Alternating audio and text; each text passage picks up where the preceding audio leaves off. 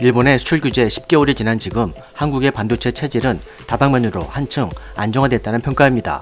지난해 7월 반도체 산업 비중이 크고 일본 의존도가 90%가 넘는데 큰일이라며 막연한 정부 탓, 정권 탓 하던 주장들은 지금은 조용합니다. 일본을 왜 건드린 것이냐, 대통령이 책임져라, 먼저 고개를 숙여라, 반도체와 관련해 100가지 제재 준비가 되다라며 우려가 컸었죠. 마치 한국이 일본에 종속되어 있는 것인 양 과도하게 일본을 과대평가하며 한국의 산업 경쟁력을 내려보는 듯한 시각도 많이 있었습니다. 반도체 세계 소재는 충분히 극복할 수 있다는 전문가들의 분석을 알리자 무슨 이유로 선동질을 하느냐며 비판하는 어리석은 자들도 있었습니다. 일본의 기습적인 수출 제재에 대해서 시민들의 불매운동이 먼저 거세게 불을 붙이자 정부의 대처와 정치 공세도 보다 적극성을 내기 시작하면서 산업통상자원부는 지난해 8월 5일부터 공격적으로 소재와 부품, 장비 경쟁력 강화 대책이 대기업들과의 공조 속에서 빠르게 가속도를 냈습니다. 그 결과 10개월 후 지금 일본 의존도가 높았던 보라수소와 포토레지스트, 폴리이미드 3대 품목은 공급 안정화를 달성했다고 발표했습니다. 보라수소는 솔브렌사가 기존보다 2배 이상 생산할 수 있는 공장을 증설하는 등 국내 수요에 충분한 공급 능력을 확보했으며 미국과 중국 등의 소재도 테스트를 완료하고 일부 제품을 실제 생산에 투입하고 있다고 전하고 있습니다.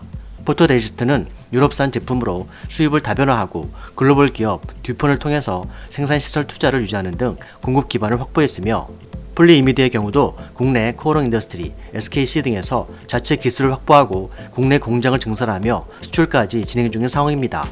반도체와 관련한 100대 핵심 품목을 살펴보면 재고 보유를 기존 대비 2~3배 수준으로 확대한 상태이며 필름 소재 등 76개 품목은 미국과 유럽 제품들을 정밀하게 테스트를 거쳐 대체 수입선 다각화를 구축해 놓은 상황입니다. 특히 지난해 단기간 가장 크게 우려됐던 20대 품목은 평균 3배가량 재고량을 확보해서 대일 의존도를 줄였으며 5년 장기간 공급 안정화 품목 80개도 2배 이상 재고량을 늘리면서 올해 5월부터는 80대 품목 334개 기술 과제를 본격 추진한다는 설명입니다. 이 밖에도 산업통상자원부는 일본에 대한 대응으로 100대 핵심 품목을 338개 품목으로 확대해서 공급망을 관리한다는 방침을 세운 상태입니다. 한편 일본 정부는 지난해 한국에 대한 반도체 핵심 소재 규제가 오히려 자국 기업들이 삼성 등 한국 기업들에 의존해온 실태가 드러난 데다가 이번 코로나 사태로 글로벌 공급망 재편이 불가피한 가운데 반도체 자급을 위해서 글로벌 반도체 기업 유치 프로젝트를 추진 중이라는 소식입니다. 11일 일본의 경제주간지 다이아몬드는 일본 경제산업성이 미국의 인텔과 대만의 TSMC 등 글로벌 반도체 기업들의 일본 유치를 진행 중이라고 밝혔습니다. 경제산업성 관계자는 이미 일본은 강력한 반도체 제조사가 없기 때문에 해외 기업 유치만이 자국의 부품 업체들의 해외 유출을 막을 수 있다고 설명했다는 것입니다.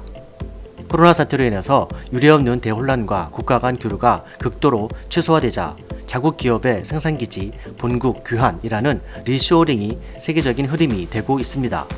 미국의 월스트리트 저널에서도 미국 정부는 아시아 거점의 첨단 반도체 의존도를 줄이기 위해서 자국 내 생산을 적극 추진 중이며 유력한 반도체 기업인 인텔과 대만 그리고 삼성 등과 공장 건립과 확대 방안을 놓고 협상을 벌이거나 의사를 타진하고 있는 것으로 알려지고 있습니다. 이러한 반도체 열강들의 새로운 움직임들은 외국 기업들의 중국 진출로 반도체 기술의 유출 우려가 심화되고 있는 점도 영향을 미쳤다는 분석입니다. 미래 산업의 핵심인 반도체 기술의 보호와 기업 유치가 글로벌 패권 경쟁의 핵심 이슈로 재점화되고 있다는 설명입니다. 글로벌 시장조사 업체인 IC 인사이츠에 따르면 최근 중국 화웨이의 자회사인 하이실리콘이 세계 반도체 시장 탑10에 진입했다고 밝혔습니다. 업계에서는 미국의 제재로 인해서 화웨이가 물량의 상당 부분을 하이실리콘에 맡기고 있고 또 하이실리콘이 설계하고 있는 5G 모델칩 등 주요 반도체 제품들은 대부분 반도체 위탁 생산인 파운드리 세계 1위인 대만의 TSMC가 맡기 때문에 순위는 삼성이 2위로 갔지만 격차가 50억 달러에서 40억 달러로 좁혀졌다고 설명했습니다. 세계 반도체 시장에서 상위 10개 기업의 총 매출은 724억 8,700만 달러로 약 89조 원 정도로 전년 동기 대비 16% 증가한 상태입니다.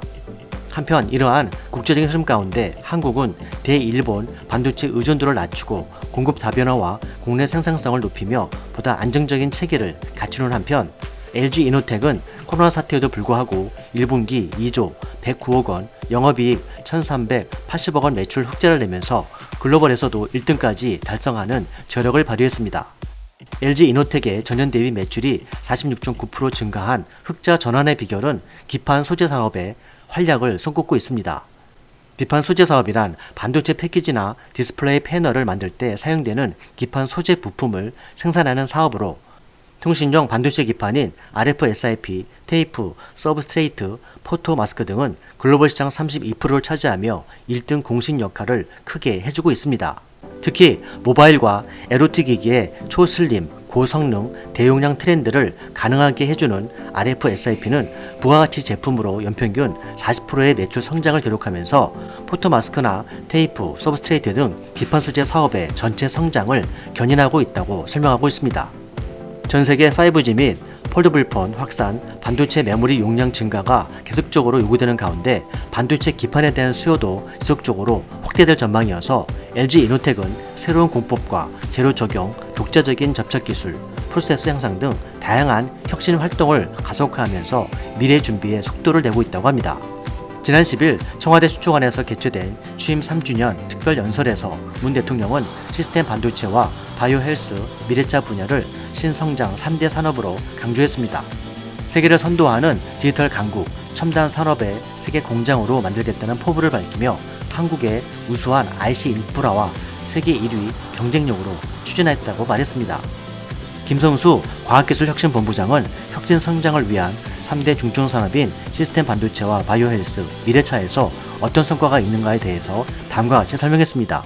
바이오 헬스 분야에서는 의료기기, 의약품 수출이 연평균 17% 이상 늘고 있고 세계인들의 뇌리에 진단키트 기술력은 한국이 최고라는 인식을 심어줬으며 국내 시스템 반도체의 경우는 팹리스와 파운드리, 수요기업 간 협력을 통해서 차세대 핵심 기술 확보를 위해서 지능형 반도체 기술 개발 프로젝트에 착수했다고 합니다. 또한 올해부터 2029년까지 1조 원을 투자해 인공지능 반도체와 주력 산업용 첨단 반도체, 신소자와 미세 공정 기술 등을 개발한다고 밝혔습니다. 코로나 사태로 인해서 세계 반도체 시장의 공급망 구조와 자국 중심주의가 확산되면서 향후 세계 시장을 향한 한국의 반도체 역량과 기술의 활력이 주목되고 있습니다. 미스터 툴프 TV였습니다. 시청해주셔서 감사합니다.